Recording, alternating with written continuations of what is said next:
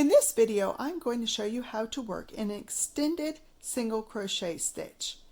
It's very simple and very similar to just a regular single crochet. So we've worked a chain. We're going to work on the back side of the chain to make it easier.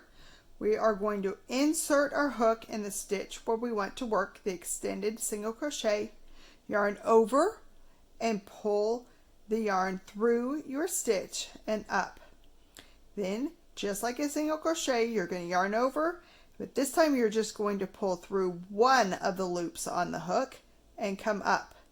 Then you're going to yarn over again and pull them through both. So I'll work that again for you. Insert your hook into the stitch where you're going to work your extended single crochet, yarn over and pull it through the stitch. Then yarn over again, pull it through one loop, then yarn over and pull it through both loops.